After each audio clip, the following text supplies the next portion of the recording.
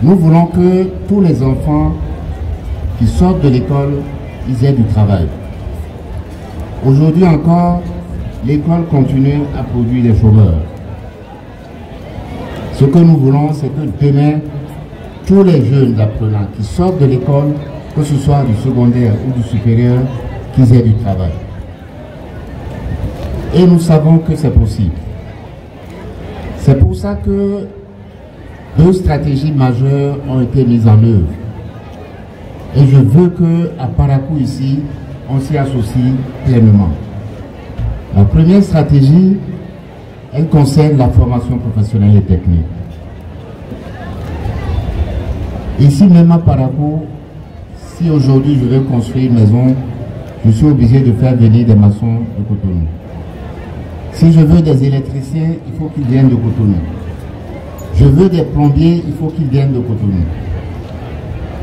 Donc, il y a du travail dans ces métiers-là, mais il n'y a pas de personnes qualifiées pour cela. C'est pour ça que le gouvernement a décidé de miser totalement dans cette direction-là, pour que d'ici 2030, sur 100 élèves, 100 apprenants qui sortent de l'école de tous ces niveaux-là, secondaire et supérieur, il y en ait au moins 70 qui soient équipés professionnellement et techniquement pour trouver du travail. Et c'est à cause de ça que nous avons investi pour que partout, il y ait des lycées agricoles. D'ici 1 an, c'est 30 lycées agricoles que nous allons finir de construire. Il y a déjà près de 700 enseignants qui sont en formation pour aller bientôt enseigner dans ces lycées-là.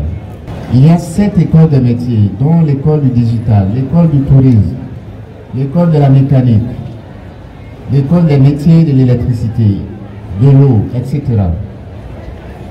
Ces écoles vont être ouvertes et vont former des jeunes prêts à travailler dans ces secteurs-là.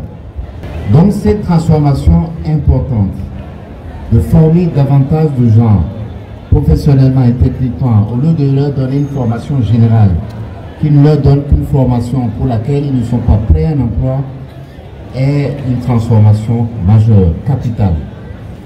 Et je veux vous dire ici, vous tous qui êtes des parents d'élèves, quand votre enfant a le bac, dites-lui d'aller s'inscrire pour une formation professionnelle et technique.